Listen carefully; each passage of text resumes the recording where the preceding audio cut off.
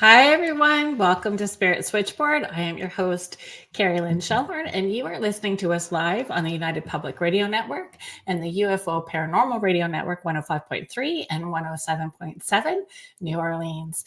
Tonight on Spirit Switchboard, I have paranormal investigator, jazzman, actually lead investigator, and jazzman Eric Mintel of Eric Mintel Investigations. Well, hi. How are you? How you doing? I'm good. How are you? I'm excellent. Thanks for joining me. Thank you for having me on. Hi, Deborah. Thanks for joining us. And, we'll let that hello, beautiful, maybe go to both of us. It can go to both of us. Yes. Hi, Joanna. Thanks for joining us tonight. Well, it's so good to be here. Where can you let people know where you're joining me from? Yes, I'm currently coming to you from Mars on the. No, I'm coming from Bucks County, Pennsylvania, which is about 60 miles northeast of Philadelphia. Gotcha. And it's a great area here. Very, very historical area. We're in the area right down the street. Well, sort of right down the street from me is where Washington crossed the Delaware. So it's so it's a very, very historical area, and I've been here pretty much most of my life. Right. So can you talk about or give just a quick sort of background how you went from music, from jazz into paranormal? I have some thoughts about that, actually. Well, yeah, I'd like to hear them. But I have a kiddo that is so musically gifted, and he's my kid that's super intuitive as well too, and has had his own experiences. And I just think that you people that are in the music industry feel on such a different level in such a sensory way. Oh, I totally agree. I'm an only child, so my parents, we didn't have much growing up, but we managed to have a pretty in tune, some of the time, piano in the house. And my parents could always find me at the piano. I was just fascinated, making up melodies and things. It's like 3 or 4 years old, I was at the piano. And so my mother was a school teacher and my father was blue collar, so he didn't really, but my dad could sit down at the piano and play whatever he wanted. He was just it would come to his, and he had a psychic, intuition as well. But my mom took like 10 years of lessons and really didn't play much, but she could play, but not to the level of, where I am or whatever. But I was pretty much sitting at the piano. And then I went from there to when I was 14, I found the music of Dave Brubeck, who I'm sure some of your listeners would know his most famous song, Take 5. And Blue Rondo a la Turk and all. He had one of the very first, well, actually the first jazz record in the 60s to be a gold record. So cool. the song was called Take 5, and that was just, it went gold. But I found Dave Brubeck's music and just had that epiphany of like, this is what I want to do. So I did everything I could. I'm just giving you a quick synopsis back. Yeah, I love it. Pretty much, I learned everything I could on Dave Brubeck. Listened to a lot of his music. And then I took maybe a year's worth of piano lessons. And so my piano teacher, I was coming to the lessons playing a lot of this Dave Brubeck, very hard, obscure, very difficult music. And my piano teacher was trying to teach me Twinkle, Twinkle, Little Star. So he said, I can't really teach you. You're going to kind of have to go your own way. And that's pretty much what I've done most of my life now. And in 1993, now that was 1982 that I had a year's worth of lesson. 1993, I started my very first quartet, and it was Eric Mintel Quartet. And we started doing the college circuit. Then in 1998, got a chance to perform when I called the White House to ask to perform. And I pretty much said, do you have any programs where you send musicians around to perform? And I wanted to perform for any kind of positive outreach, like performing for troops overseas, any kind of homeless. Right. Like that. So they invited me and my quartet to perform for a holiday dinner reception for the President Clinton at the time. And that was 1998. And then 2011, got a chance to perform for President Obama. So it's been an ongoing thing with my music, and the guys that are with me now, we've been together over 20 years. Wow. And I'm celebrating 30 years now as a band leader. But that's awesome. Now going back a little bit, 2016, pretty my whole life, I've always been interested in normal. Always have, especially here in Bucks County, so many stories, ghost stories, UFOs, Bigfoot, all kinds of different locations here that are just off the chart haunted. And it's because of the great, rich history that we hear. A lot of ties to the Underground Railroad, which we'll talk about as well. And so in 2016, I was looking at a lot of the paranormal shows that were on TV. And I said, I can do something like that. I can do that. At the time, I had a television show called Talking Jazz with Eric Mintel, and it was on a television network in New Jersey.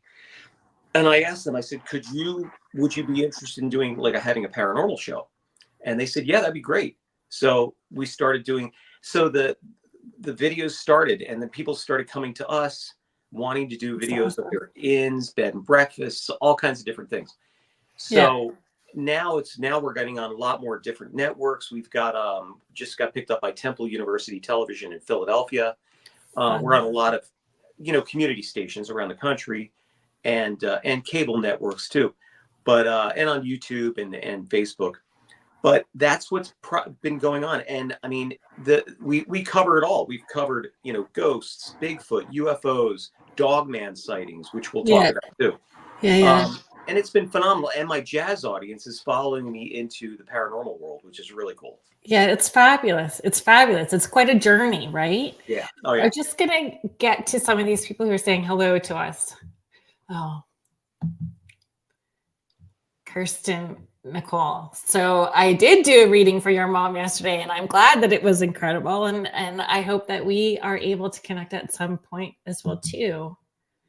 Thank you for coming on today and listening to the show. Hey, Julie. Hi, Julie.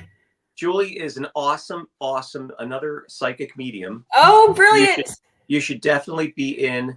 She's like, I love the colors on you. Thank you. You should definitely friend her on Facebook. She's awesome. Julie's accompanied us on a couple of investigations, and on this last one we're doing too. Okay. For the Tampa Museum. I think, was Julie at the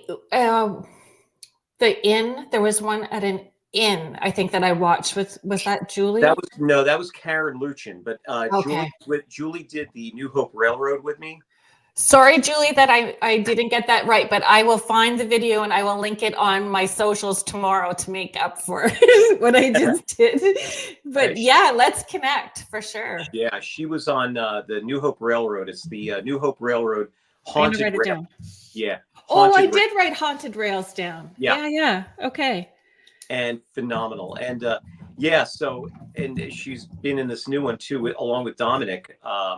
And I'll tell you, this new video that we're doing at this Vampa Museum is off the charts. I'm looking forward to having both Dominic and Ed on the show separately. Hi, Monica. Thank you for joining us.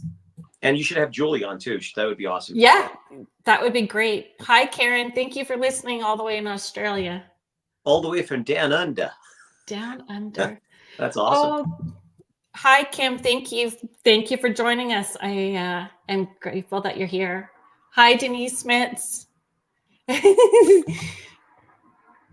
That's okay. I get redder as the show goes just because I get excited. So we can both blush through the whole thing. Just getting us caught up. Still get goosebumps watching all that you did yesterday. Absolutely incredible. Thank you very much, Kirsten.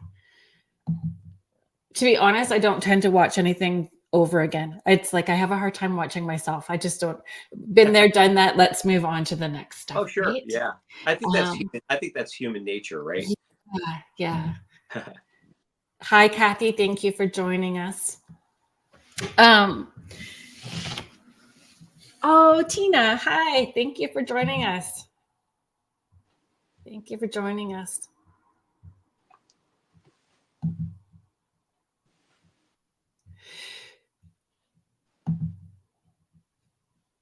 Hi, Diane. Thank you for joining us. Anita, thank you very much. Eric, what was your first paranormal investigation? Like, what's the one that really hooked you in? Do you Well, remember? oh yeah. Well, I should say which one really, changed my whole perspective Yes, I would love to hear that. was when we investigated the Beast of Bray Road in Elkhorn, Wisconsin. Now, the Beast of Bray Road, for your listeners that may or may not know, the Beast of Bray Road is supposed to be an upright canine, dogman, werewolf type creature, and it's about six to seven. All the way back from like the 1930s. Right. It's been around since the 30s, but Yeah. Linda Godfrey had brought it back to prominence again in the early 90s because, and I should say that sightings never diminished. Just people didn't come forward with their sightings, but they had been happening for years. So in the 90s, people are seeing this thing all over the place down there out in Wisconsin. So when we did this investigation, this was October of 2021, so relatively only a couple of years ago. So our good friend and fan, Ellen Collins, she loves our show, and she had said to me, she said, we ought to do a documentary on the Beast of Bray Road. I said, well, I would love to do that. And it sounds awesome. I said, just, the thing is, how are we going to do it? How are we going to get out there? And who's going to pay for it? So she said, hey, I'll pay the freight. So she basically paid our way for this video to happen. And we're so grateful for her. So I made her executive producer on that. Brilliant. But I'll tell you what, how that whole thing came about, just to give you a quick synopsis, was I was watching a show called Paranormal Declassified, and I had seen Lee Hample, who was the farmer that basically has had all this activity on his farm, on his hay farm. And just watching him on the show, it made me say to myself, man, this guy looks like he's really approachable. I'm going to try to give him, I'll try to reach out to him on the internet and see if we could do something on the property. Well, I reached out to him that night, and we talked for 2 hours on the phone. And he sent me picture after picture of the creature, footprints, hair samples, all weird UFO lights going through the woods and everything. And I was hooked. I was like, my God, we got to do something here. So that was in December of 2020. And then it wasn't until July of 2021 that we decided that we were going to do the video. That's a lot of buildup. Oh, yeah. That's a lot of time to think time. about getting there. Big time. And it was just basically we had been doing productions prior to that and doing other videos, but that was something I was like, man. And I have to say too, when I first heard of the Beast of Bray Road, I didn't really put too much into it, only because, I had heard about it. I didn't really put too much into it. I kind of knew that we were going to get a great documentary. We were going to talk to some really cool people, and I not thinking once that we'd ever have an encounter with this thing. And we did on the night of October 3rd, 2021. I'll never forget it. Like a visual encounter? Visual and audio encounter. So, and for your listeners, they could check out my video. It's called The Beast of Bray Road, Alive and Well, because there is something there. And what we heard that night, it was just, we were in, if people could picture this, we were in this hayfield. So it's basically a 35-acre hayfield. And on either side in this rectangle, this big rectangle, is corn on either side. And the hay is already down. It's already been harvested for the year. So we're over in an area called the bait area that Lee has put, roadkill deer over in this to try to lure this thing in to get some pictures on the trail cam. So we're in that area, and earlier in the day, I wound up baiting the area with steak bones that we had the night before. So that all day I'm thinking to myself, was that a good or bad idea? But apparently it was a good idea, because so we're standing there, and all of a sudden, the first thing that happened, though, we had like a trifecta of paranormal activity. The first thing that happened was Dominic looks up. So joining me. Can you tell people who Dominic is? Yeah, Dominic's my spirit medium paranormal partner in the series. He and I have known each other since high school. You can tell. Yeah. Like you interact like brothers. Yeah. Oh yeah, totally. And but here's the thing. In high school, I never even knew he was a medium. I mean, we were practicing martial arts, working out and whatever, but it wasn't until like 29 years later, he got married and I got married. Life went in different directions. And then he came back in through a mutual friend, and he had said to me, he's like, hey, you know, I would probably be good on your investigations. And, you know, I'm a medium. I'm like, what? I said, you never told me this. So anyway, he was with me that night, and he's been amazing because he gives us a preview of what we're in store for. But out in Elkhorn, it was completely out of his wheelhouse because this thing was off the charts. It was just crazy. So the first thing, he's standing there. It was me, Dominic, Ellen Collins, and Ellen's son Scott, who was working the camera, and he was our drone operator. And just real quick, he sees we all see this. He goes, what the hell is that? And we look up, and there's a solid orb of light going over the field. What color? And white, all bright white, going over the field. And these are some of the things that Lee has talked about. So we're seeing this thing go over, and we see other planes in the area. And, you know, we did some research later to make sure it wasn't a space station, satellite, like that. And it wasn't anything in the star maps. But this thing comes right over, and we're just looking at this thing. We're trying to figure out what the heck it is. And all of a sudden, it does a little 45-degree angle and blinks out. And you could see it all on the video. So the second thing that happens, so we're startled. We're like, this is within 5 minutes of being out there. Then the second thing that happens, we hear a howl in the distance. And then we hear another one close by. And we're like, Dominic's like, are you hearing this howl? And Ellen goes, yeah, it's coming from over there. And as she says that, the next howl was so close. And it sounded like to me, it sounded like a man screaming, this low guttural scream, growl, yell combination. And you could hear it all in the video. And the amazing thing is we had these little lavalier microphones that we had for close miking. Right. That it was that loud to pick that up from 100 yards away. And so it was really louder on site where we were. But when you hear it on the video, it's that loud on the video. So right away, we're like, what the hell is this? You know, and I'm like, uh-oh. And not a wolf, not a yipping coyote. like a coyote. Nope, it wasn't a wolf. That's what we went over this and over this. Wasn't a wolf, was not a coyote, definitely not a coyote, because it didn't pitch. It was monotone. It was just a monotone sound. Coyotes will pitch, you know, and they've got, but this was one solid tone. And that was the one thing. And then the third thing, actually 4 things, but the third thing that happened right after that, we saw this weird mist coming up from the field that we were in, and it was messing with our electronics. And this is another like part of this Bigfoot Dogman phenomena where this mist comes in. Lee has a picture. This will blow your mind.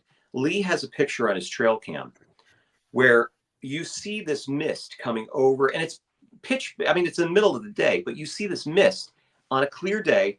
Mist comes over this deer in the trail cam picture. One picture. The next picture is like 30 seconds later. The mist is gone, and so's the deer. Like this roadkill deer, gone. So that's wild. What I mean, and some of the pictures that he sent or that he showed us with the hair samples with no medulla, they were just clear and translucent. Very, very strange. So that was the one thing that really just changed my whole perspective in an investigation of what's out there. And but I encourage folks to go check out that video. It's called and it's on our YouTube page, Eric Mintel Investigates. It's on the Beast of Bray Road, alive and well. And I'll tell you, it was just, and we're still wrapping our heads around it. The most unbelievable, not unbelievable thing, because it happened. So we went back the next year in April of 2022, and we did a follow-up investigation there. Now, we didn't encounter it this time, but what we did get was over 140 people showed up at our town hall meeting to tell their story of seeing this creature. And they all described the same thing. And the way when it was on 2 legs, how it was gliding. And then when it's on all 4s, it's really fast. So that's does it look wolf-like? Right. It was very wolf-like, but not wolf. More dog-like. So the snout is different. Yeah. Interesting. Very, Okay, and I have more questions, but I just don't want to leave this lady hanging. So yeah, I yeah, yeah. want to Go ahead, respond go to ahead. her really quickly, if that's okay. So I just want to say hi and thank you very much for joining us. And um, you were asking, I appreciate that you were asking if we're taking questions, or if I'm taking questions, psychic questions, and I am not. But I appreciate that you're here, and thank you for asking that. Tonight we are chatting with Eric Mintel about all things paranormal, cryptid, UAPs, all of it. I Everything. love it. Yes, I agree. I love hearing the stories as well too. I think it was maybe part two. Maybe it was part two that I saw a bit of where the hotel keys Oh yeah. demagnetized. Yes. Which again was so weird. I mean, that was, and the other thing in that, there's something going on out there as far as like, The interdimensional. land itself, do you think? The land itself, yes, because and as out as this sounds, and I know we're talking about this, but interdimensional stuff. There was a point in that investigation.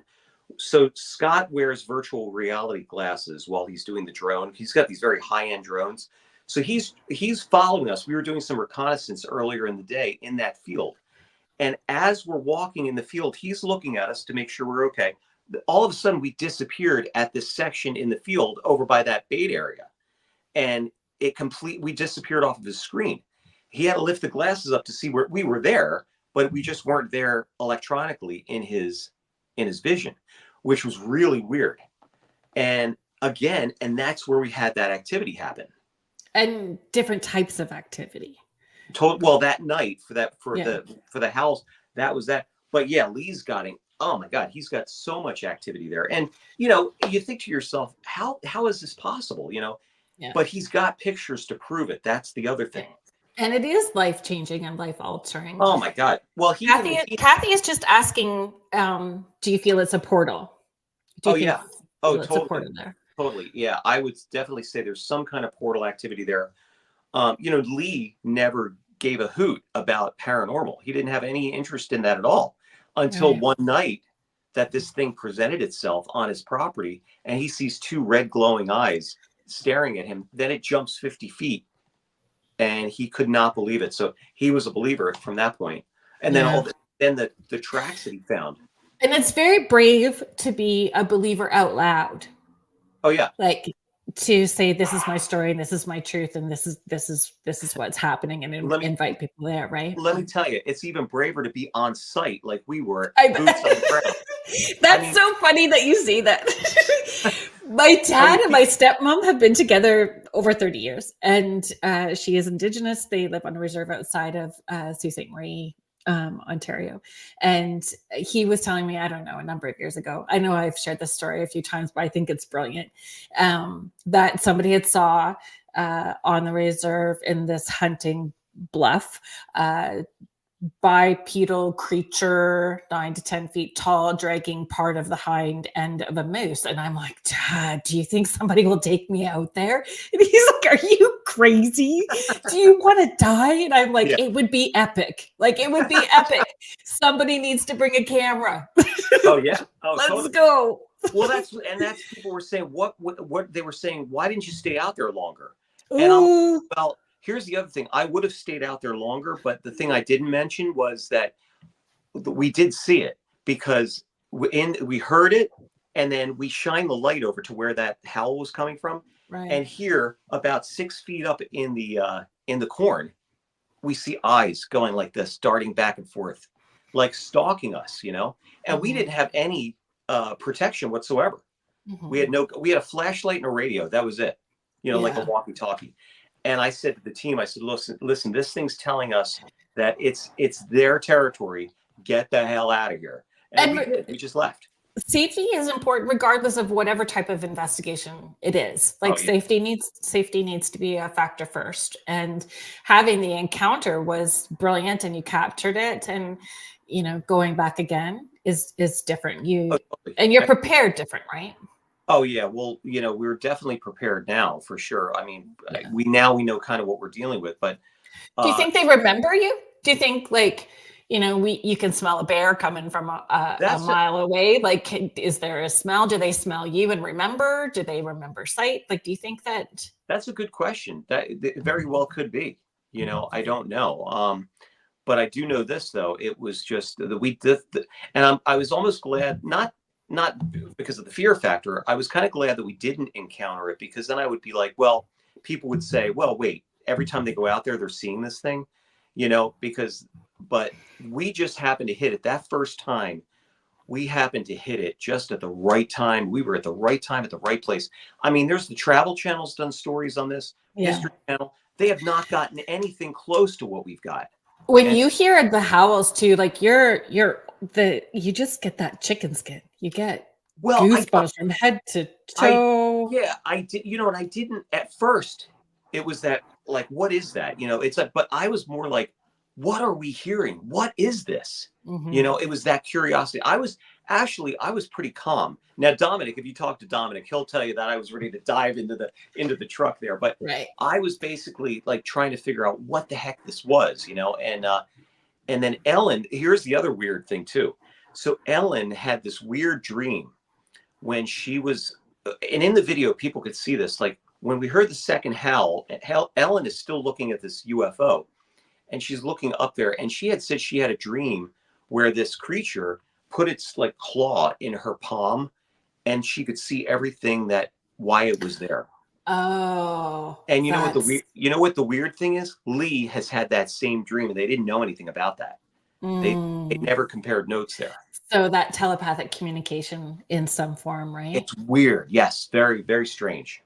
So there are a few questions in the chat that I'd like to bring up for you. So Cheryl is asking, could this be a form of elemental or a being from another dimension? Oh, definitely, Cheryl. Yeah, for sure. That's what we're thinking. Karen is asking, do you think this creature is attacking people or just other animals? I don't know about people. I've not heard anything about that. But I think stories that I've read are it's intimidating, but to me, is it just trying to push people away so you're out of its space, right? I mean, that's the feeling that we got. I mean, I was going to hang out to find out any bit more, but yeah, that could be. I mean, there is, we're going back now, like to the 30s. There could be stories of that, and there's just nothing written about that. We can't really figure that out. I know documented, right? Like, so you don't even know if there's like an oral history that's been passed down through families that have not maybe come forward either to share the story. Exactly. That's why those invitations, like you had 140 people show up to share their stories. That's why those, community sort of events are important. Totally. And then when they're coming forward, telling us the stories about how this thing's walking and how it's fit, and like every story is compared the same way, there's got to be something there. I always say that there's always truth to the folklore. Yeah. And then come to find out later, like the following year, well, in 2023, or was it end of 2022, we did a video on the Beast of Bryn Athyn, and that's Bryn Athyn, Pennsylvania. It's and apparently it's another Dogman that they're describing the same way as they were in Elkhorn. So I'm thinking to myself, what are these all over the country? Are these all over the world? So well, I think so. There must be. They have to be. Yeah. I know up in your area, a good friend of mine, Morgan Knudsen, has also done videos on Dogman up in Alberta. Area. Oh, that's my son is in Alberta, or my oldest son is there. But Northern Ontario is its own crazy little world of UAPs and cryptids and hauntings. It's it's wild up there. Kathy is just commenting, I see your alien statues, but this sounds like a different kind of portal, not like alien. Yeah, I don't think it's alien. I think it's some kind of, I mean, here's the thing, like you've got Bigfoot, right? People see Bigfoot and all of a sudden it's there and then it's gone. Mm-hmm. Does this thing have a way of like cloaking itself. It's like if you see a deer and you know how it blends itself into the environment. I mean, and it's there, but sometimes you just can't see it. Your eyes can't adjust to it. Is it something like that? Is it similar to that? I'm not sure, but it's weird how people see, you could be standing with someone, even if it's like a ghost or a UFO, that person will see it. And then all of a sudden you don't see it, or or you see it and they don't see it. It's fascinating. Are there tunnels in that area? Or on that property? Are there tunnels or anything like that? Do they know? I don't there's think anything so. Underground? I don't think so. I don't think that they've looked at that yet. Or ley lines, like. Well, that's something that I was looking at, and Lee's been wanting to get the hair tested, right, on DNA testing. Right. But unfortunately, the university out there wants to charge like $2,000-$3,000 or something like that to get it tested, and it's like, so we're trying to find like an area that he could go where they could just do it, it's just and just test it. But so that's been a little bit of a holdup. But as far as like ley lines, I always thought that there could be those, because there are lines like that all over the world. Maybe that in that particular area, that's one of those areas there, because it's got a lot of high strangeness for sure. Right. And so in my brain, when I was listening to you retell the story, I'm like 140 people and all their different stories. Did you pinpoint it on a map and then you ley line it over top? And do you see the consistencies? And it's an investment of time and energy, and you have to be passionate about it. Oh yeah. That's what we have. To do the work, right? Ellen's our Wisconsin branch researcher. So she's been doing a lot of research on that.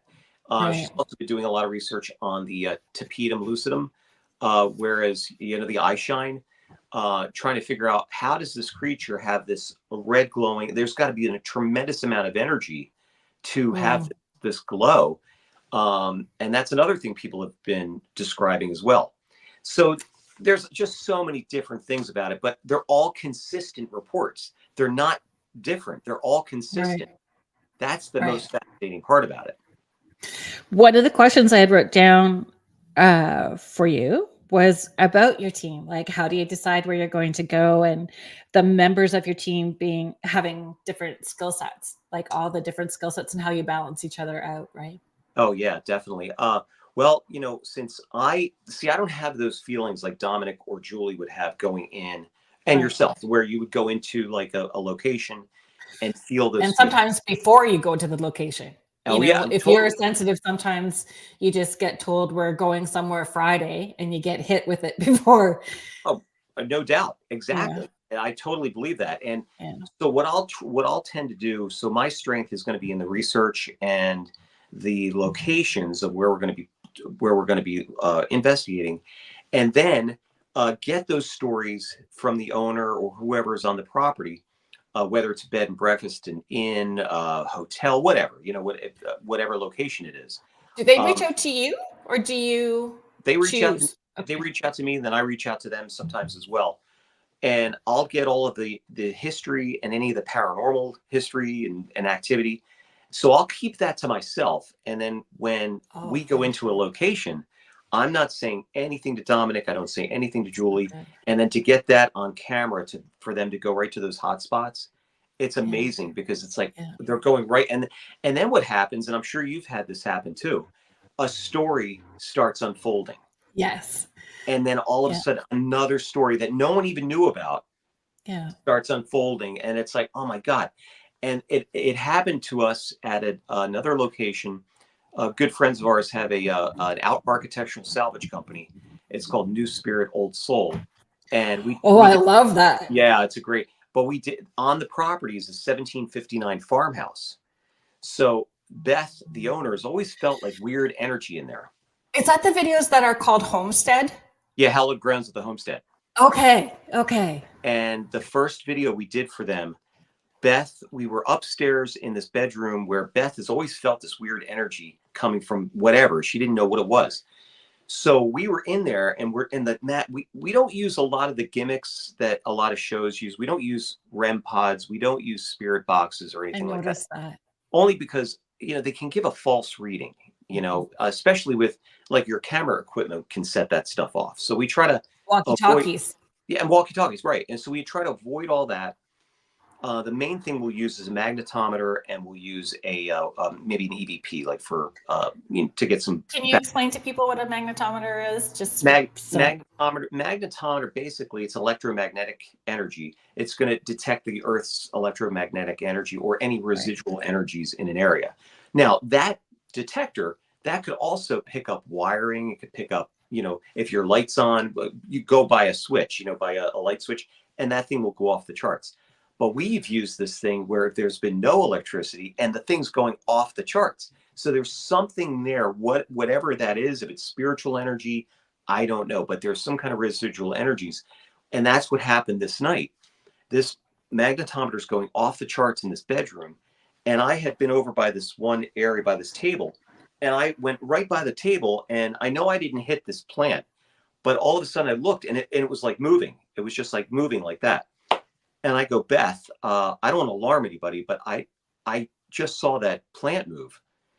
And she goes, and she's a designer, right? So she's a interior designer as well. Right. She went, and Beth is very, very like even keeled. She went from even keeled to, I did not put that there. That's not there. That was not there. And all of a sudden she just like had this big emotional burst of energy. Right. That she just had a meltdown right on camera. And we're like, whoa, what the heck? So we got her out of there, and she was like hyperventilating and everything. So it turns out later that Dominic's sensing this spirit that was in the room, which we found out later was the spirit of Elizabeth, who used to be the owner of the house back in the 1700s, whose husband, oh my God, and these stories just unfold. The husband wound up cheating on her with one of the workers at the house, had a child with that worker, and the child died. And it was just so, and the child's apparently on the property. So all of this energy is like, it's in that particular area. Right. So, and this is Dominic, and then she had another friend of hers, Renee, who was also feeling these kind of energies as well. So this was one thing.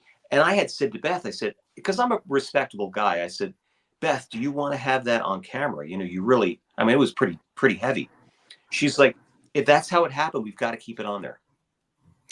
Well, good for her, you know, to be transparent with the story and transparent with her experience in it. And, you know, for her to be able to process it, was she feeling all of the emotions of the past as well, too, and being open to understanding how discernment for herself. That's right? what was happening. That's what was happening. It was just coming right to her so fast. She didn't know how to handle it.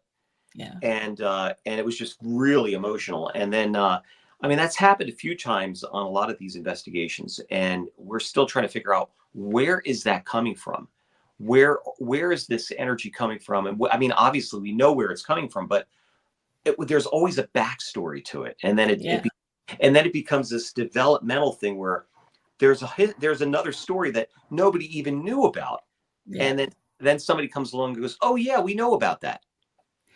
And why is it revealing itself now? Is there something that you need to do or act? Do the people in spirit need support or help? Because you end up doing spirit therapy and helping them cross if they're stuck. Like there's all kinds of different things, right? I was just going to say that, and I'm sure you've done this too, that you have to help them cross over. Mm-hmm. So we did that. Julie was with us. Oh, Julie was in this great video we did for the Water Wheel Tavern. It's called What Waits at the Water Wheel. And Julie, and when we had this premiere in October of the video, Julie and Dominic there was a spirit in that restaurant that they helped cross over that night of the event.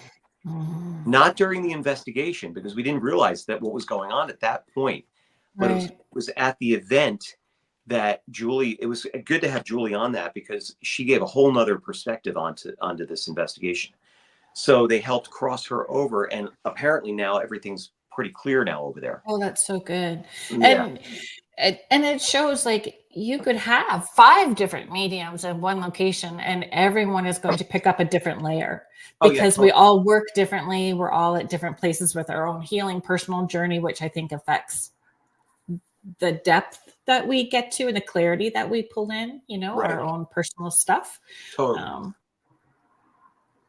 Yeah. I agree, Cheryl. So many layers of the past. That's kind of how I look at sessions too.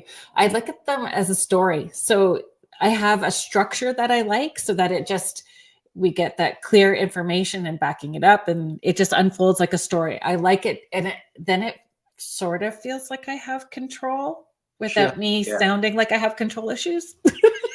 Hopefully. But you have to have some sort of boundaries with all of it, even when you are doing investigations, right? You have to have some sort of boundaries. How do you approach that? How do you as a team? Well, yeah, you basically just nailed it on the head there. You've got to have a boundary line there, because you can't invite these things in. You've got to pretty much just, have that boundary. Well, let me just say this on this Vampa museum that we just did. Julie saged us. So going in and coming out, because this is the first time that we've ever dealt with demonic possessions or haunted items, which there are a lot of.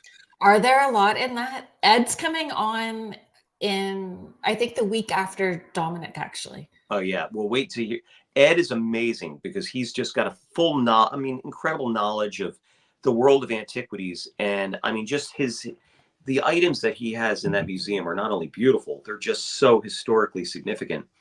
And he can tell you more about the Dracula lore, vampires, but what we experienced the other night, we went in and got some extra footage, and this has never happened before on camera.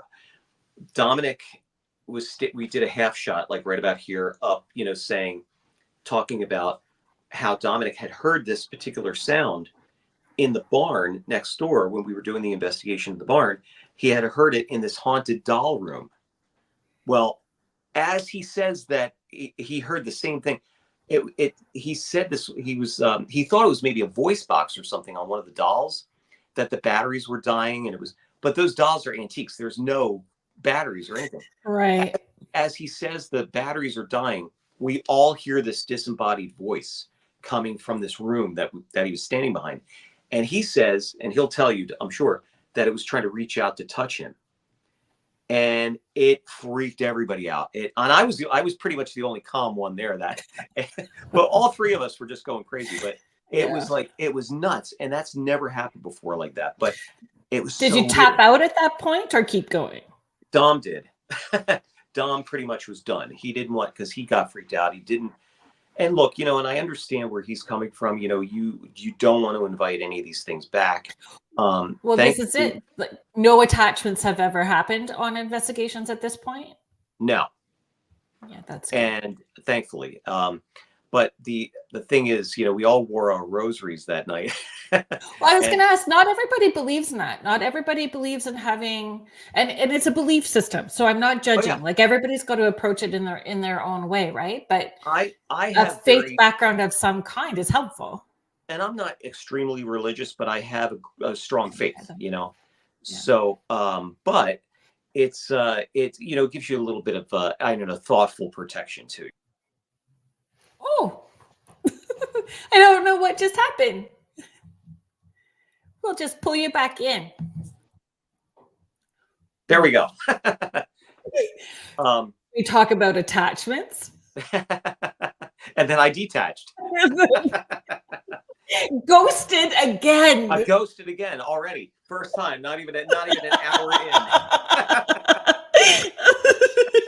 I'm out of here. Oh, that's so funny. Yeah, everybody approaches. So do you have a structure, a routine going into an investigation? Like, some people do a prayer, some people, make sure that they introduce themselves every time they go into somewhere new. Like, do you have something that's important to you a ritual that you follow? I don't introduce ourselves when we go on an investigation at all, just because I don't think it's necessary, to be honest with you, because we're not really introducing ourselves. We don't want to introduce ourselves. We want to find out what's going on there, you know? Right, right. But I get what you're saying, just so to let them know that we're not, we haven't experienced any kind of malevolence, because we're not about that. We're about, my show is very, very family friendly. So we add a little bit of humor into it. But on the same token, we're investigating some serious, heavy stuff, you know, and but we go into it respectfully, I would say that, you know, and we're going in. So I'll send Dominic in, and he kind of pinpoints where some of that energy is coming from. And we kind of let the investigation organically develop, if that makes sense. Yeah, it certainly does. Actually, I think, this is what I wrote down when I was, because I, watched a few clips from the different videos, and this is one of the notes that I wrote, that it's seeking answers, not just entertainment. Yeah, that's the takeaway that I had when I was watching them. That's really good. I appreciate that, and that's pretty much what we do.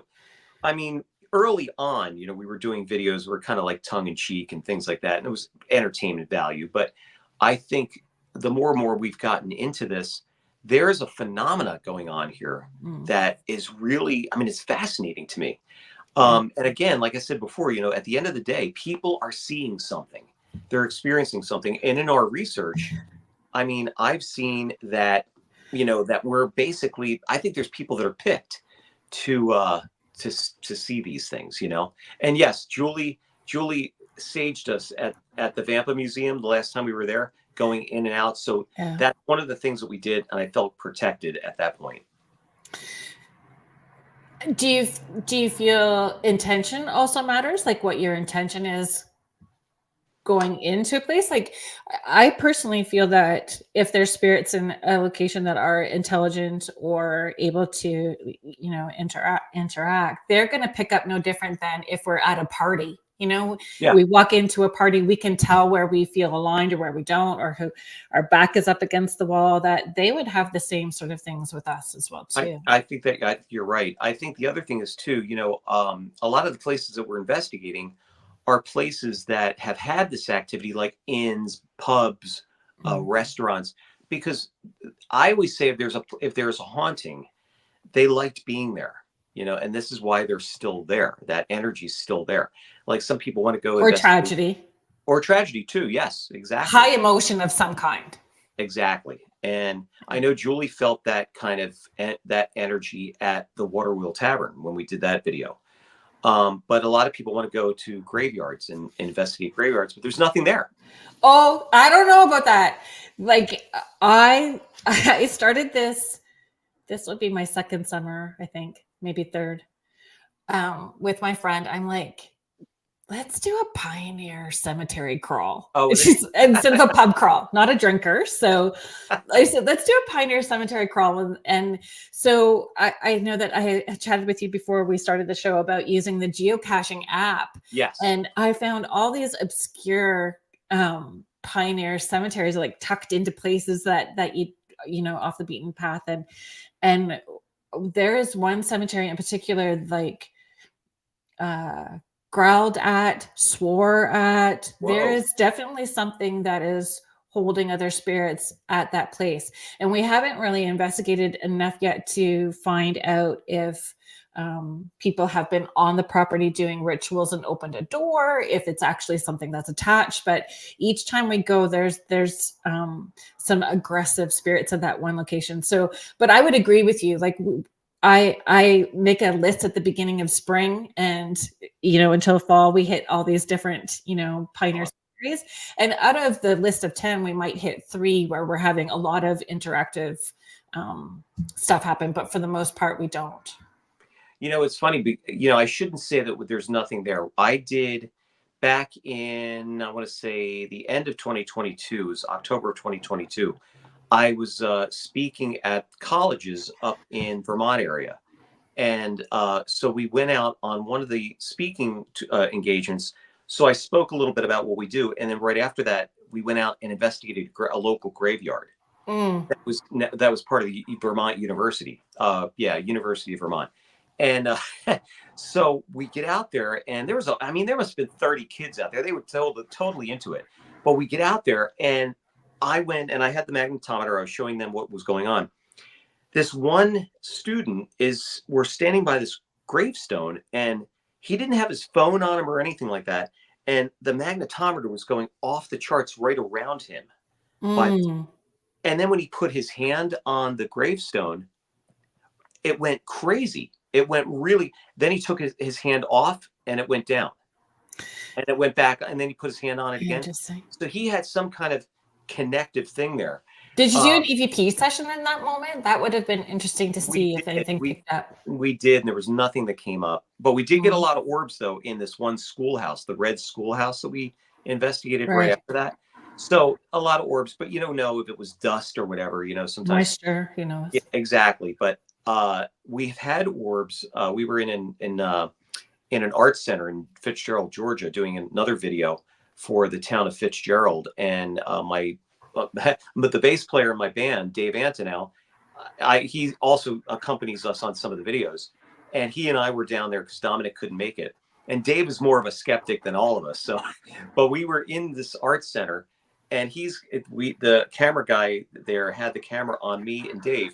The magnetometer is going off the charts in this one area where they had African art there the week before. And this art was supposed to be the type of art that the spirit of that individual was infused into the artwork somehow. Anyway, I'm standing there, and the magnetometer is going off the charts. And then on camera, you can see an orb come up right behind me. Oh, in this particular, it was so wild. So that's on video too. But some of the stuff, I can't write this. This just organically happens, and it's amazing. And it hooks you in, and you just it is a bit of an adrenaline rush, but it makes you question so many things, right? Especially, it just makes you question. I'm just gonna read. There's a couple of comments here. Sure. Karen is just commenting. I agree. Yes, lucky I've been with my partner when I have seen and experienced stuff. Makes you feel like you're not going crazy when you have somebody else experiencing with you, for sure. Joanne is just saying, I've been growled at in a cemetery during the day. I'll send it to you. One of the photos that we got, that my good friend that I do most of the investigations in the cemeteries with, we don't know what it is. She says it kind of looks like a demon dog. That's what I say it looks like, a demon dog. Wow. And what's interesting, it did kind of look like a hellhound. What was interesting at the time, that was just a weird investigation, because there was the farmer had come onto, because it's in the middle of nowhere, came onto the cemetery. They were riding like a side by side, him and this female through. They go through. She says, was that a dog? And I'm picking up on somebody that's been murdered, and I got all kinds of like weird stuff happening. So she snaps a couple of pictures, and then she saw it physically, and then it showed up in the pictures. Wow. But the murder that I was picking up on, because I kept feeling that we had to go up towards the road, it was actually the next cemetery that we were going to that was on the list. And there was a huge plaque all about this murder and how the whole thing had taken place. So I think sometimes if there's energy there, which was a question I had for you too, they summon you. Like, have you had a place that really felt pulled to check out? Well, it's hard. It's hard to say, because every location, I'm pulled at all the time to go to these, because I love doing what we're doing. I love telling the stories. But so it's but I would say the Elkhorn investigation and the Bigfoot in the New Jersey Pine Barrens was another one that was pulling. Oh, okay, that was actually one of the ones that I wrote down to connect with you. It was actually, I don't even remember now if it was part 2 or part 1. So you can let me know which one I was watching, because the fellow there was having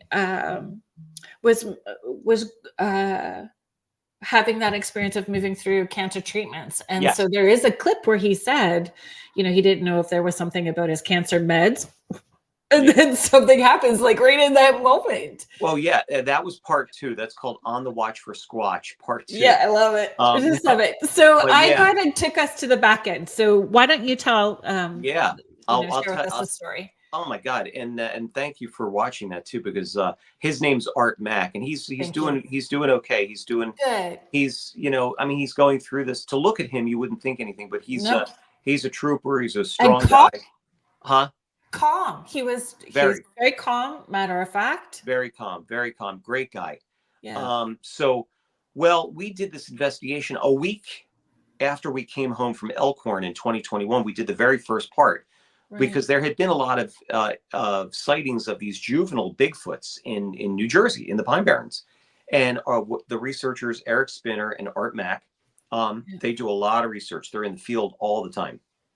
So I said to Eric, I said, listen, man, I would love to go down there and do a video on this, see what we could do, see what we can get. Right. So the first time we get down there, we're sitting, and it was Art again that had this first time happen. Dominic and Art are talking about the protocols that they do for, research and how they go about it. And right. as they're talking, we all hear a whoop in the background, like a whoop. And I sometimes look at those shows and I go, I see these people whooping and hollering. I'm like, is that what they really sound like? But I'll be damned if that's not what we heard that night. Was the young girl's name Heather Spinner? That's Eric's wife. Yeah. Oh, okay. Yeah, yes. And she answers it back. Yes. Yeah. And it was brilliant. Oh my God. And they were having a conversation back and forth. Yeah. So that was all caught on video. So you could see that on video. But that was the first one. And then just September 2nd of 2023, just a few months ago, we did a follow-up again. And that was what we did on the Watch for Squatch. Now, earlier in this episode, I think we didn't get it too much on there, but Dominic was tuning in with Art about his connection to Art's mother, and how Art's mom would take him out looking for UFOs and paranormal stuff all the time when he was a kid. So Art's aura right now, as Dominic was looking at him, was all kinds of different colors. But when he talked about his mom, it stayed one solid white aura. That's beautiful. So, which was really cool. So what Dominic was getting at was that Art has this connection with Sasquatch somehow, where he's able to, and again, as way out as this sounds, that, and maybe some of your listeners will agree or disagree, but he's feeling like the Sasquatch is looking through Art's eyes and seeing through Art's eyes what is going on. Now, that came into play that night because, again, we're sitting in base camp and we're sitting there talking, and I'm like saying to the guys, look, this is great. I really can't wait to get out into the woods and figure out what's going on here. Let's go look for some tracks. And so as we're doing that, Art had said, guys, I don't know if it's because of my medications or what, but, my heart is really racing right now. So as he says that, bam, we hear this cracking of a branch, and you could see it behind us. It's like moving behind us, and then for a split second, I saw 2 yellow eyes about 7 feet up, just going back, going like there and then gone, then disappeared. And I was like, oh my God, I was floored. I could not believe that. And you could see all of our reactions are on the video. It's on the Watch for Squatch Part 2. Yeah. And all of our reactions, that's all genuine. It's not BS. And you can see the underside of the leaf kind of comes up. So it's got that bit of a shimmer to it. Like you can see that it's moving. It's there. Something's there. And I tried to get it as best as I could. Eric's daughter, Anastasia, was on camera, and she was awesome. She was able to get right over because she heard it too. We all heard it. Great. And it was just crazy. So we heard that, and then both Eric and I heard footsteps or something going through the brush back down to the swamp area.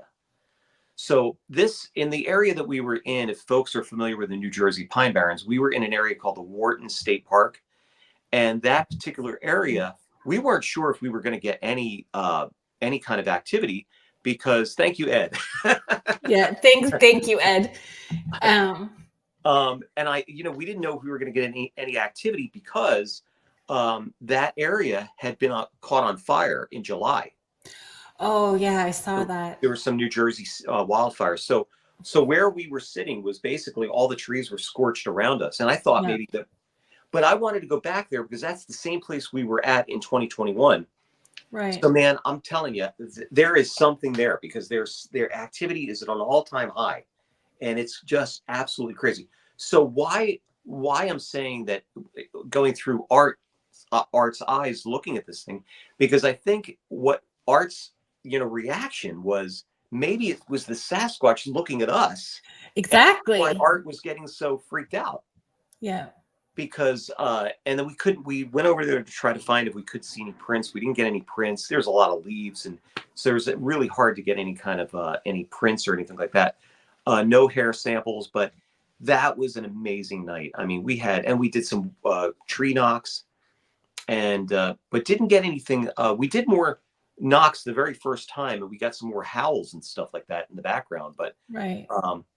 Yeah, it was an amazing night. And people don't always think about, like, what you're seeing on those shows are an edited version of something that's happened. You could sit out there for hours and hours and hours and have absolutely nothing. So, well, after, lucky for us, it happens within 20 minutes of us getting there. I love that. I don't know what it is. I always say it's a Dominic. magnet. I thought it was Dominic, but you know what? Maybe it's Art now when we get down there, because it seems like he's the one. But your listeners saying, could you smell For James? Yeah, his nickname is the Wiz, so we can call him Wiz. I both in Elkhorn and for the Bigfoot, we didn't smell anything. We didn't smell any, like people would say that they smell that like rotting, Skunky. like wet dog skunky smell. We didn't smell anything like that. But it was just phenomenal. And it really does make you want to go more. I think it was the first time. I'm a late bloomer with a lot of things. So leaving Ontario and going into the United States, I was like in my 40s. So wow. I know. That's okay. I know. But I had the opportunity to go I went from La Jolla up to Santa Cruz, doing some like investigations, and went to like the Sasquatch Museum, I think the Bigfoot Museum. And the fellow there talked to me for hours. He was so lovely to me because I just kept asking questions. And then we went for a walk through the redwoods, and it was awesome to see where the pinpoints were. And I think even not having an experience, but just putting myself out there is memorable. Oh yeah. Like even totally. Not having it's still memorable. Oh, absolutely. Yeah, for sure. Yeah. Every investigation that we're on is fascinating because we're always getting new information. And, the research is always ongoing. That's the thing with paranormal investigation. You never know, like, what you get a definitive answer of what's going on, but you kind of get close to the phenomena, but it's always ongoing. Now, with orbs and ghost sightings, they're doing experiments now with light spectrum because, during the day, maybe there's orbs during the day that we're just not seeing, and UFOs that we're just not seeing during the day, but people seem to, especially with night vision and whatnot, there's some kind of filter we're able to see these things a little bit more clear. Yeah. So I don't know. That's one thing. And, there's a lot of different ways of approaching it, but we try to approach it as truth-based as possible. And being transparent, here's what we found. So right. It's adding to the community so people can grow from that information as well, too. It's not totally. Yeah, not hidden. Joanna's just asking if you could explain tree knocks for her. Oh, tree knocks. So, a lot of communications, I guess you could say, a lot of research has shown that Bigfoot, Sasquatch tends to communicate through knocking or tree knocks. So you'll see these guys on some of the shows, knocking the trees and they're hoping for an answer back, Mm-hmm. And so it's basically, that's what we were doing that night. We're taking like a squatch stick and banging one of the trees. Right. Certain ways of doing it that you can, and then you have to be completely quiet and hear if you get any kind of knocks back. because apparently this is a way of communication that they're accustomed to. With us not really knowing what we're communicating back with. Like, Exactly. you don't really know if you're saying, hey, I want to play, or stay away, or bring a pizza. Like, yeah, right. You don't know. Exactly. You just don't know. Yeah. But I mean, it was just, so having those knocks. Now, we didn't hear too much of that when we were doing the tree knocks. Just like when we do EVPs, we don't really get much EVP action. Although the other night when we were at the Vampa Museum, that was the first time that happened. And it was a voice, and it was like almost like to me it sounded like a gurgle, like almost like a growl. Oh. And there's a doll in this one room that's from Burma. It's a huge doll. It's like almost 5 feet tall, and it's got this weird look on it. I mean, it's got real hair, and it's just so bizarre. And when I had the camera looking on it after we heard this thing, I don't know. I mean, of course, I'm trying to keep it as steady as possible, but it's looking like it's moving back there, like it's moving around. So it was weird. That's something that we're looking into now, and that video should be out in May or June. That we're going to release that video. So the frustrating thing is when I'm doing all the editing, which I'm priding myself into at least getting. When we do an investigation, we usually within 30 to 45 days, I'll have the video done. It's basically we set up events for the videos that take a couple of months to get to, Right. But Julie, I hope that you get to see the redwoods, because it's it's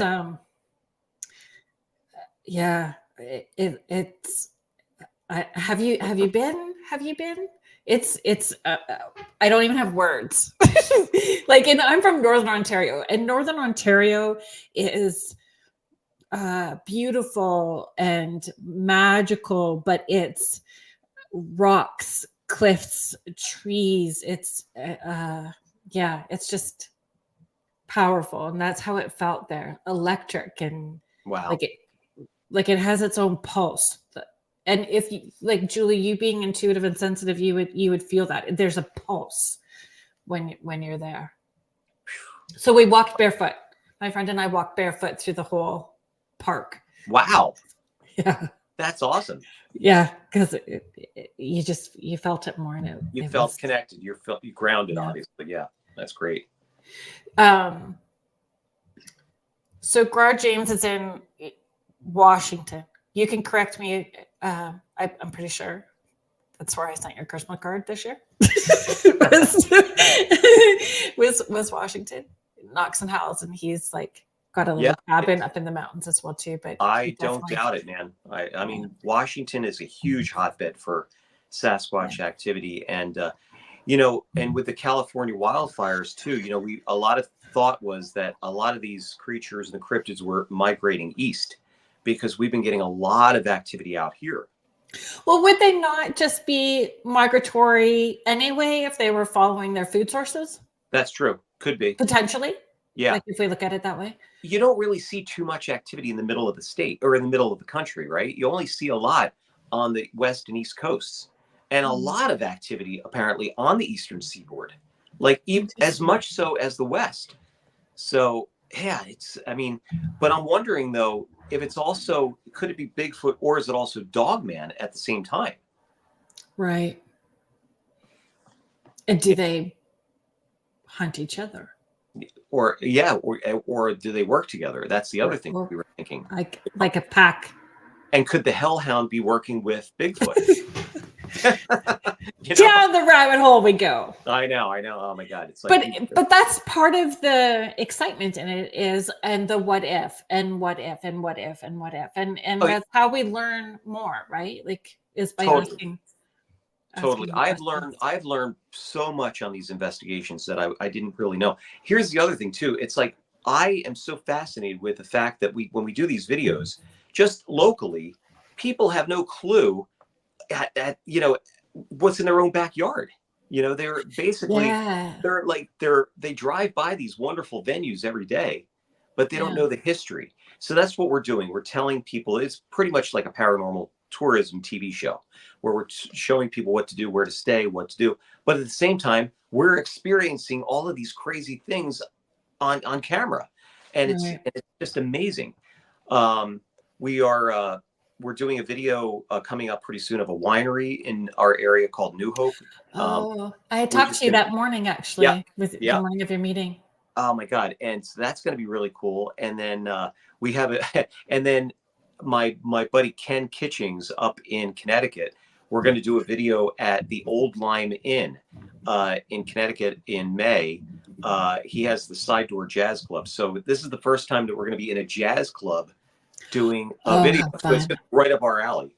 And so that's going to be in May. And then, oh man, it's going to be busy. It's going to be a very, very busy year. And just in October, we had so many events having, for everything that we did. And then November and December of last year, what I do with my jazz quartet, we always do we do a holiday concert tour. So we go up and down the Eastern Seaboard, performing a lot of the music from the Charlie Brown Christmas cartoon and and a lot of originals. And that every single concert was sold out this time around. It was phenomenal wherever we went. And I don't say that to boast. I say that because for 30 years, I've been trying to bring more people into jazz and the way we're presenting it. And it's finally nice to see people there, sold out, smiling, having a great time listening to music. Right. And then my like I said, my jazz audience has followed me into the paranormal world. They're out there going, "We love your show," So it's cool. Yeah. So you're sparking that enthusiasm, right, and broadening people's minds in all kinds of different areas. I hope so, man. I hope so. So if you are just tuning in and joining us, you are listening to Spirit Switchboard. I'm your host, Kerrilynn Shellhorn, and you are listening to us live on the United Public Radio Network and the UFO Paranormal Radio Network, 105.3 and 107.7 New Orleans. So my guest this week is Eric Mintel of Eric Mintel Investigates, and we are talking about all things paranormal, creepy, unknown, cryptids, UAPs. Everything. Yes. Julie is just commenting, Eric, that Mike loves your setup there with the... there you go. Mike, here it is, man. This is it. ETs. EM. Oh, we lost you again. Let's just bring you back. It was so powerful. I just got knocked off. I think Julie needs to check it and make sure you didn't bring home an attachment. Exactly. Every time we have to change it out, reset it. It's all good. Denise. Oh, so Denise is just asking what platform, streaming place, channel are your videos on? Denise, that's a great question. You could see, if you want to see it right away, there's a lot of videos on YouTube, on our YouTube channel. Like and subscribe. It's Eric Mintel Investigates. Also, friend us on Eric Mintel Investigates on Facebook and on Instagram and TikTok and all that good stuff too. Eric Mintel, I think, is on TikTok. And then, and then we're on a lot of different cable stations, but we're working with, we're trying to get a Travel Channel show. We're trying to do, so we've got a million things going on that we're trying to do. It's so much fun, and thank you for having me on tonight. I was super excited that all of you, that whole little gang, is part of going to be part of the Spirit Switchboard. So Dominic is coming on. Oh yeah, Ed is coming on. Oh, Julie, definitely. Looks like we have. I've got a spot open February 16th. Julie, you're on. If you want one, I've got a spot open. Julie, and then after March 22nd. Julie and her husband Mike are some of the greatest people. They're really, really great people, and that's what we try to surround ourselves with: people that are like-minded, forward thinkers. And that's a lot of the people that I've worked with a lot of the videos that I've worked with. They're forward thinking because they know that this genre is huge, and it's the way we're presenting it. That's the key, and it's the key with my jazz. It's the key with this. It's how you present the material. And I have a means to an end with the videos too. We're just, like I said before, we're just not doing the videos to do the videos. We've got the TV outlets to show these. So it's a wonderful, wonderful situation, and people are loving what we're doing, and we love doing it and meeting people. And And I'll tell you, I got to tell you guys my UFO story. Okay. So there's Julie, I'm going to get your information from Eric at the end of the show, if that's okay. Or you can email me and we will hook up and we will have you on the show. I'm looking forward to it. And Julie, just put your social security number right here. And No. No. But no. But I would love to hear about the UAPs because it's such a thing now, right? Well, they're saying that they're being more transparent. Your American government is saying they're being more transparent. Well, I think with the UFO situation, yeah. I mean, they're saying, look, folks, you guys are seeing these things that, yes, these UFOs are real, but we just don't know what they are. I really don't think they know what they are. They don't know what we're dealing with. Then you've got a lot of these other things that happened in Miami just recently at the Miami Mall. You've got aliens at the mall. Now, I don't know if that was bogus or not, because, I mean, there's like over 300 police cars there. I mean, it was just this thing was supposed to be a fight that broke out. With no cam footage, no body cam footage, no car cams. Then you've got the Las Vegas story about the Las Vegas aliens in the backyard of this one house that there was some footage of that was really weird. And I was like thinking to myself, this could be CGI, which it probably is, which unfortunately, a lot of the stuff now that we've got AI and CGI, any of the stuff that you've got out there now, I hate when people are putting out these fake UFO sightings because it really ruins the research. It's like I hope that people don't think that that's real, because a lot of the stuff that they're putting out there is not. If you go back to the 70s, with a lot of the film footage, that stuff is more likely to be real than what we've got now. A lot of the CGI. But every once in a while, you get things that are like, wow, this is interesting. But no. Thank you, Denise. I'm glad that you found Eric and that you are following along. And thank you. That's awesome. Thank you so much, Denise. I appreciate that. Cheryl is just saying, from ancient ruins, there are pictures drawn on the rocks of sky people. I have to say, too, we've got a big paranormal convention coming up on March 9th. I know you guys, I don't know, everybody's all from different areas, but we're going to be March 9th at Bucks County Community College in Newtown, Pennsylvania. And we've got the featured speaker is going to be Nick Pope from Ancient Aliens. And Bill Burns is also going to be there from UFO Hunters. Myself and Dominic are going to be there. And we've got Eric Spinner and Jim Krug and Tom Carey. It's going to be all about UFOs, ghosts, Bigfoot, you name it. We'll have vendors and food trucks there. Talks. Yeah. What's that? Yeah. Oh, it's going to be, this is our first time that we've done this. So love it. It's something that it was screaming in our area that needed to be happening. So I'm really happy that it's coming, and it's tickets are going good. Oh, so that's awesome. People can find tickets on my website, ericmintelinvestigates.org, and also at Bucks County Community College. But on my website is more likely to find it. But I mean, UFOs. I mean, my girlfriend and I were going. This is February of 2016. We were going over this bridge outside of New Hope, Pennsylvania. It's called Center Bridge. And we were going over the bridge. She lived in a house in Stockton, New Jersey at the time. And we're going over the bridge, and all of a sudden and we're going over the Delaware. And out of the corner of my eye, I see 5 orange orbs just appeared out of nowhere. And it looked like swirling lava. It was just like, it just came into our reality or something. Mm-hmm. So I'm like looking at this. And now in the few seconds that this happened, in my rational mind, I'm thinking, could this be like Chinese lanterns, because there's a restaurant there. Maybe there's a wedding or something going on. Somebody just lit off. But it was a Wednesday night. It was cold. It was like February, so there was nobody getting married. Right. And we looked at these things, and it looked like they did a search pattern over the river, and then one by one, they just started disappearing. But I was able to get one shot of it. It blew us away. I mean, it was something that was just unbelievable, and never had that kind of thing happen ever. And just to see this was amazing. And then looking at some of the shows again that people are seeing these things, those were the same things that we saw. These these orbs that are just hanging there. So that was amazing.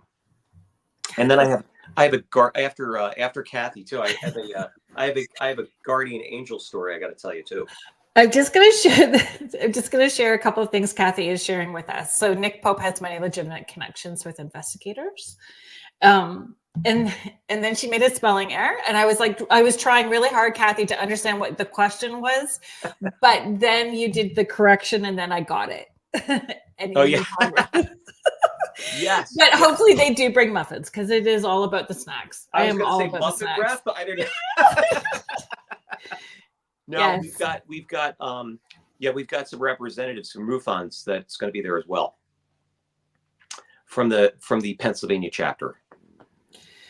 So the sighting that my brother had was also a huge orange light in the sky that was behind the neighbor's barn. Do you know what year that was? Oh, I think I was 12 or 13, so it was a while ago, because I'm 52, so it was a while ago.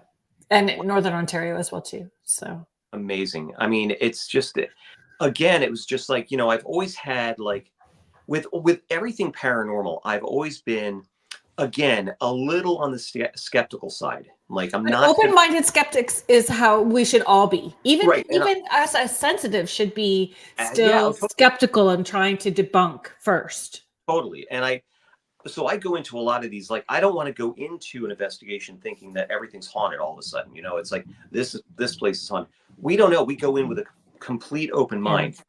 And I wanted to comment too, like, I as a medium, like, it's my full-time gig, like sessions and like, it's been my full-time gig for 17 years now, and my life since I was a kid. So I appreciate that you respect the people that you are investigating with, to not give them that information and to let them be who they are and do what they can do to the best of their abilities, because that adds to it, and you're not, watering it down or feeding them the information, and you can all be transparent in that. It's super frustrating as a medium, and I'm known for saying it. I had, like, swag made hoodies and t-shirts that said "Shush with love," because it was like, please stop, no, stop talking. Oh totally, yeah. And that's, what, it's funny you say that, because a lot of times, we'll get on site and the owner will be, like, very, excited to tell what's going on. Yeah, but Dominic, because they want to be heard. Yeah, and Dominic's there, and he's like, "Oh, wait, don't say anything, don't." So I have Dominic, either he shows up later or goes out into the other. Good. So and this happened again, like when we did an investigation of this Hanoverville Roadhouse. Dominic had no idea where we were going until we got on site. And then he picked up on a whole bunch of stuff that was going on there. And then it turns out that we had a static camera in the attic where there's been a lot of activity. And in this mirror that was in the attic, we caught a shadow coming up in the mirror and coming down. And so Mark, the owner, says to us earlier, he says, "Whatever you do, don't touch the mirror." Oh, he said a paranormal group was in here before. They turned that mirror around and all hell broke loose in here. So he said, "Whatever you do, don't touch the mirror." Of course, some of my friends would say, "Why didn't you touch the mirror, man? You should have just turned it around." But I wasn't going to do that. So we left it alone. But we saw, and you could see this in the video. It's a haunting at the Hanoverville Roadhouse. You could see this at the end. The shadow comes up into the mirror just like that and comes back down. And there was nobody up there. And no light source or anything. No lights, nothing. Yeah. So weird. But I got to tell you real quick, I got to tell you my guardian. We've got lots of time. We've got about 20 minutes. I think I don't know if your listeners have ever had this experience, but back in 1997, I was on my way to a gig, on my way to a jazz gig, and out here in Bucks County. And I'm going down. It's cold. It's like a January night. It's cold. It's for probably around 5:36, so it's dark really early. And I'm booking along down this one dark road, and I'm, like, late to the gig. So I'm trying to get there, and all of a sudden, out of nowhere, a deer runs out in front of me, and I hit it. And I felt terrible. And I'm like, so I hit this deer, I couldn't do any reaction to it. It just was there. And hit it, and we're 60 feet sliding down the road together, the deer and the car. I stop and I get out of the car, and I'm looking at this, and it's in my headlights, and I'm looking at this thing, and I felt so terrible. And I'm like, and I hear Now, I'm a piano player. For those who don't know, I play piano. And I hear a woman's voice in the woods behind me in the dark say, "How's your hands?"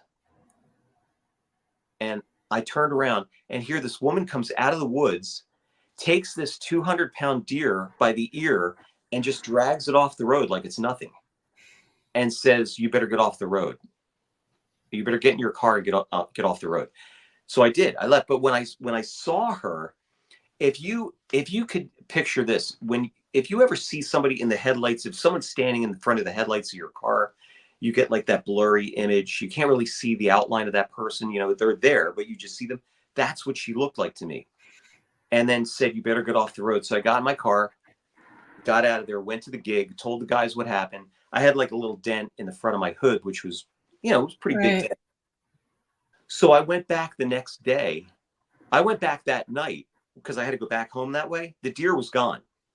But I went back the next morning and I thought to myself, well, maybe there was a house back there. Maybe there was a woman that spooked this deer out, and that's why I hit it.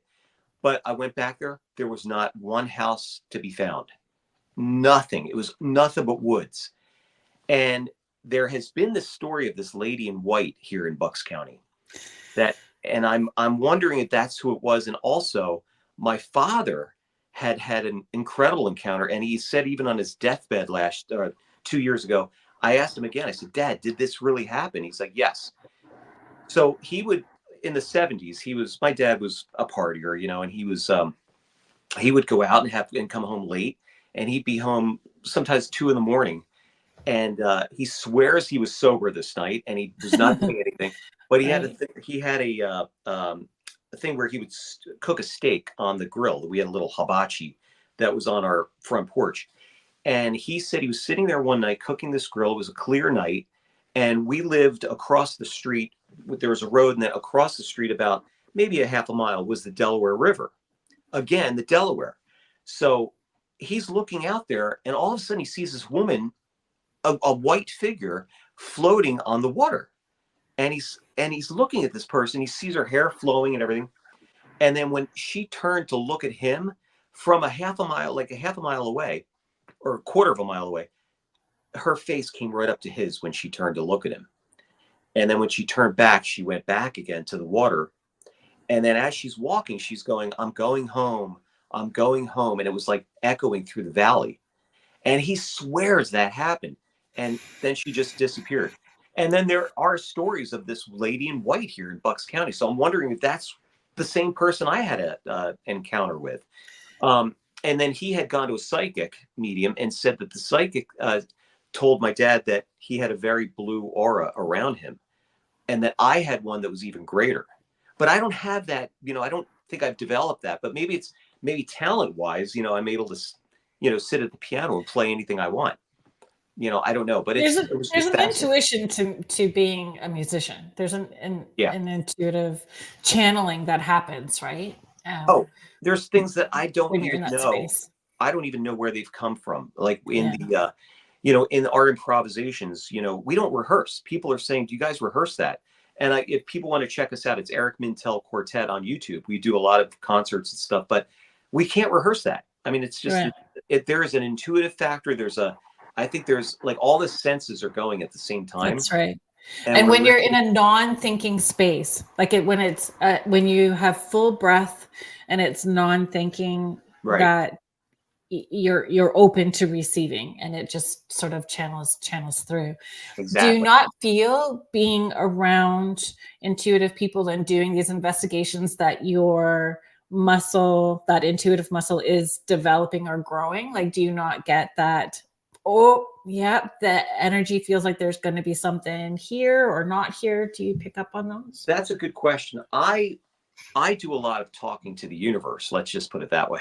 Oh, I love that, though. I'm about that. I really am brilliant. A strong believer in that. And I mean, I can't tell you how many times that things have happened for me that when I've asked for that intention, and it's amazing. So the more you recognize it and say, "Thank you very much," the more you receive. Exactly.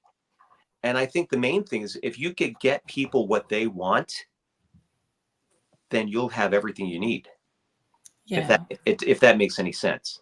Hmm. You know, it's like a selfless kind of a thing. Yeah. Well, I get asked that a lot in sessions, like about path and purpose, and I am very vocal about it, and I share it all the time, that our purpose is to share the gift of who we are unconditionally with the world around us. Oh, yeah, And totally. we're always learning about who we are. Like the gift of who we are is always evolving, right? But You know, sharing it with everyone is what we're meant to do. totally. And you know, when I started my paranormal show, I thought to myself initially, I was like, am I going to alienate my jazz audience? You know, am I going to put myself out there? But you know what? Again, if you have a belief in yourself and a belief in what you're doing, none of that matters, because and I'm glad I didn't second guess myself, because people love what we're doing. And Yeah. yet every once in a while you'll get a negative comment, but I mean, for the most part, everybody's been positive about what we're doing, and because they could see that people are Well, very, you're a very human being and multifaceted. So right. music isn't all of who you are. Exactly. There's more to you than that, Exactly. right? Exactly. Roseanne is just asking, what are your thoughts about the many many. paranormal shows on TV? She just said it. Many. I think, you know, there's some good, there's some bad. I think there's a lot of the shows are more entertainment value than they are truth based, and that's fine. You know, And there's room for everyone, and there's a market for everyone, or they wouldn't be as long lasting as what they are. Exactly. I mean, they've got to hit. You know, they're speaking to somebody. You know, and that's the thing, because people are having, like I've said before, people are having these experiences. So a lot of these things are something that, you know, are speaking to people. And you know, a lot of times I'll get people saying, you know, sending me messages saying, you know, our house is haunted, please help us, and that's not what I do. I don't do that. I wouldn't be able to go in and you know, sage a house and get rid of that spirit. But I will direct them to the people that I know that do that. And well, that's what these. I personally feel that the many TV shows are at least opening the conversations. Yeah. Oh yeah. They're Totally. opening the conversations, and you know, you will find what you need to find. Well, would we even be talking about this 15 years ago as we are freely talking about it now? Yeah. I mean, I think the entire world is open to all these different possibilities. Yeah. I mean, look what everybody went through with COVID, right? I mean, if that like we can't say that word. We have to be careful. We could get dinged. Yeah. It's but the C word where we were all locked down.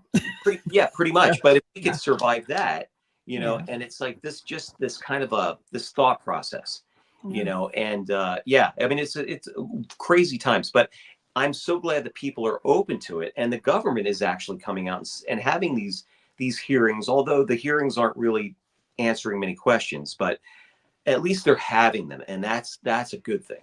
Yeah. Well, again, like the conversations are beginning. Yep. Even at those higher levels, whether they're fully transparent or not. But there'll be more accountability if more people are asking for it. Right. More people are pushing to have those. I mean, at the end of the day, people just want to know. Well, do you feel everybody's ready, really? I don't feel everybody's quite ready. Well, that was my point with the C word. I think if we get through that, we're ready for other stuff, you know? Yeah. You know, but definitely during that time period, there was an uptick with people having experiences of paranormal, and because we were home. Yeah. I mean, you know, and we're more sensitive to what's going on around us, you know? And we were thriving. Emotions heightened as well too. Oh, and we were thriving with video, because the idea was once everything opens up again, you know, people are going to go want to experience these places. But we were getting a lot of people that were just like, you know, UFO encounters. I mean, we just got done doing a UFO video last year. All of last year, we had a huge UFO flap here in Bucks County. People were seeing the same brightly lit object, multiple lights, hovering low, silent. People were sending me drawings of what they're seeing. And so we went on site to one of our witnesses, which actually right down the road here, and Mitch and Robin Sherman, they were not hesitant about being on camera. It was great. And we actually had an encounter that night with something. We, oh my God, you know, he was pointing in the area that he saw this object, and we were all looking up, and we caught it on video. It was like a a light came on and then blinked out.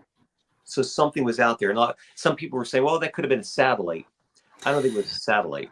So do you feel that intention also mattered? If it's coming around their property, that there's maybe an intuitive or telepathic connection where they can ask for that to come in? Yes. You know why? And that's a great question, because why I think that's true. Robin had some kind of an experience there. And I don't know if some of your listeners might have had this too. She said that she's sitting there watching this thing, and all of a sudden a light, which was only about she said the size of a finger, a light beam came up to her face and like was there and then shot right off. So she's saying that this thing shot off, and I'm thinking to myself, could this thing be scanning her? Is it like looking to see what, or connecting, trying to connect? Because we've had other stories happen. Interesting. With that same kind of light. Also in Elkhorn, the same thing. Lee has pictures of these light beams that are coming down out there. So it's an interconnected. It would be interesting to do it again with her and ask her if she'd be willing to, listen to drumming music or play drumming music, put herself into some kind of like meditative breathing state and ask for that to pull in and see if something happens kind of like on demand. Yeah, exactly. Right. Yeah. Because that's what I think the intention is there. Yeah. And they've been getting more activity there. So and it feels there's no harm in that. Like it's clearly there out of curiosity and connection. And, if she has that clear heart where she's brave to say, this is the story, then, maybe there's more story going to unfold through her. Right. Oh my God. Yeah. These guys are incredible. I mean, they're just very genuine people. And I mean, he's got a reputation too. So he's very vocal about these things that he's experienced. And in our research, again, I feel as though, and I'm sure you feel this too, people are picked to experience these experiences.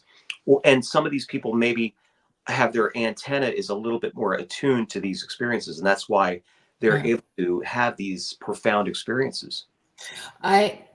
It would also be interesting to see if that person had experiences as a child and is starting to remember as an adult because of the new experiences triggering old memories. Totally. That's exactly. And we do that. We ask them a lot of times, we say, has this something that's been happening all your life or just recently? And most of the time they've had family members that have had those experiences. So we feel sometimes it may be generational too. So I'm just going to put it out there as well too. I would also be curious, and I would ask those people who are having those sort of interactions with UAPs or those light sources if they have weirdness with owls as well too. I can't believe you just said that. Yeah. Well, there's a backstory to that for me. Oh my God, you have a story. Okay. Yeah, but. Yeah, we don't need to go into my story. I'd love to hear your story. Well, yeah, I had an existential crisis over the summer with memories and owls and light sources and aliens. I had a whole thing happen. But not to bring this, I don't want to bring the show down too much here, but my girlfriend just lost her daughter to cancer on January 9th, and she had I'm very sorry. Very, very advanced uterine cancer, and she was diagnosed in August and then in January. And then, but Sherry asked her before she passed, she said, Sherry is your girlfriend? Yeah. Just so we're clear. Sherry, yeah. Okay. Sherry asked, and her daughter's name was Paige. And she said, you got to show me some signs that you're here, that you're still with me. Give me the owls, show me the owls. Or the last few days now, owls have been hooting out here. Oh, that's beautiful. And we have not had any kind of owl activity in a while. Wow. So, it was just amazing. And then the other day, a cardinal had been tapping on our window, but she asked her, show me another sign. And then the cardinal brought his girlfriend over. So they're both, it's just amazing. So it's, I want to say like a comforting kind of thing for her. But it was just amazing. So when you said owls, and I'm looking at the owl behind you. Yeah, there's actually there's the big one behind me, and then to I guess it would be your right. There's another one and right behind my head. It's kind of right there. Yep. Yeah, there's owls all back there, actually. So owls are important, and we're also finding now owls are connected to, believe it or not, extraterrestrial. Oh, that's what I mean. Like your neighbor that had that light source, I would ask if they also have some sort of alien or like an owl story. I'm gonna definitely reach out to them because there is a connection for sure. Wow, there's a connection. Well, when you with signs from spirit, I tell people it just needs to be weird. It's weird. And then, for sure. And again, they want to connect. So the more you say, thank you very much, this was awesome, and bring it on. It's okay. You give them those sort of boundaries with what you're comfortable with, and they'll do that because they want you to be as joyful and peaceful here so you can be more of purpose and of service. Absolutely. Yeah. Sorry for the soapbox. No. I couldn't have said it better, but I totally agree. And that's been a very, very strong force in both of our lives that way. So for sure. And how wonderful for the two of you to have one another with a same belief system, or being able to support each other through that journey, right? Yeah. Oh, absolutely. Yeah. Exploring the other side and having faith and comfort in it. Yeah. And, and she's sensitive too. She's a sensitive. So she's got that second sight, which has been amazing too. I've tried to get her out on some investigations. So, but it's just, it's hard it's kind of hard when you bring family around. I have to I've dragged my sister around and sometimes they're like, why are we here? Yes. And my sister doesn't want to step into using her intuitive abilities at all. She just, she's scared of it. She doesn't want to have those interactions. So Michelle's just asking really quickly, I wonder why owls are the choice for them. I don't know if it's just an easy thing for us to connect with. It's a whole thing. We'll have to do a show. Maybe we'll do a show about owls and aliens. And that would be phenomenal. Do you guys remember that book, Communion by Whitley Strieber? Yes. Okay, so he has a section in there where he thought he was there were owls in the house that night. Yes, there's another book by Mike, and I'm sorry that I can't remember his name, but it's Owls as Messengers, and from his experience as well too, which kind of led my spiral down in the summertime. Greg is just sharing, do you believe that a large quartz deposit could attract UFOs? I don't know. I've actually not heard that, but it's something that I will research a little bit more to see. Yeah, I have heard similar stories of that, like quartz and gold is another thing. Gold is another attraction. Could it be maybe it's a power source? I don't know. Kathy, are you talking about? You're talking about Whitley Strieber. I'm sure, yeah, because there's a great documentary on him called The Visitors, he is still getting visitations to this day. And his wife passed as well too, right? So they have that. Oh yeah, and then she came back in the form of a moth. Yeah, which is wild. Yeah. Yes, super wild. Oh right, they did a thing where he has an implant as well. They can't get it out of his, on the side of his ear. I think we will. I will look into where I can put that on the calendar for sure. In doing that, this has been great. Thank you so much for responding to my email really quick. It was I was so excited. Absolutely. About having on the show. Do you want to give another quick shout out to where people can get information about the paranormal Paracon that you've got coming up, and where to find you? So a couple of things people could, if they're in the Bucks County, Pennsylvania area, or New Jersey, Pennsylvania, Delaware area. Or don't mind traveling too, because people will travel. If you'd like to travel, come on out, do a road trip.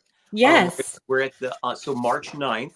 We're going to be at Bucks County Community College on March 9th from 12 to 7 p.m. It's the very first Bucks County Paracon, and we're going to have featured speaker. There's going to be Nick Pope from Ancient Aliens. We've got Bill Burns from UFO Hunters. Myself and Dominic Sattele will be there. We've got Jim Krug, Eric Spinner, and Tom Carey. And we're going to definitely, I'm not to slight any women, but next year we're going to have a lot of women speakers on as well. So we've got that in the mix. This is our first one that we're doing. So we're trying to keep it local to the area. And now we're going to be able to do this on a yearly basis. But it's March 9th from 12 to 7. And you could find tickets on my website. It's Eric Mintel Investigates.org. And then people can find my show at Eric Mintel Investigates on YouTube. And they're great. Like, please go check them out and like, subscribe, hit the notify button. If you hit that notify bell, then you get to know when everything is uploaded new. That would be, oh yeah, and we've got a new one coming out actually this Saturday night, I believe. It's our part 2 of Bray Road, which I just re-edited, and I took some things out of it that didn't need to be in there, and now I've got because I don't think a lot of people have seen this part 2, and oh my God, it's amazing. Yeah, that's brilliant. Thank you, Heather, for watching the show and your comments. If you guys are listening, hang out for a little bit longer. Around 8:15 Eastern time is the Church of Church of Mavis, with Jeffrey Pritchett. He's going to be talking about time travel, UFO, and timelines tonight, which is excellent. Next week on the show, I have Paul and Angela Johnson, the enigmatic explorers. So they are a husband and wife team that travel to the U.S. doing investigations, Bigfoot, hauntings, all of that fun stuff. They have a podcast and 2 actually YouTube channels as well. 2 haunted. It's history and hauntings in the United States, I think, is one of them. And I just got to look quick. Ghost Talk. Haunted Locations is the other one. So they're going to come on next week. So thank you very much to all of the listeners and people in the chat and the comments and the questions. You guys are very much appreciated. Big shout out to the United Public Radio Network and the UFO Paranormal Radio Network, 105.3 and 107.7 New Orleans. So thank you very much, everybody. Thank you, Eric, and have a good night, everyone. Thank you. Good night.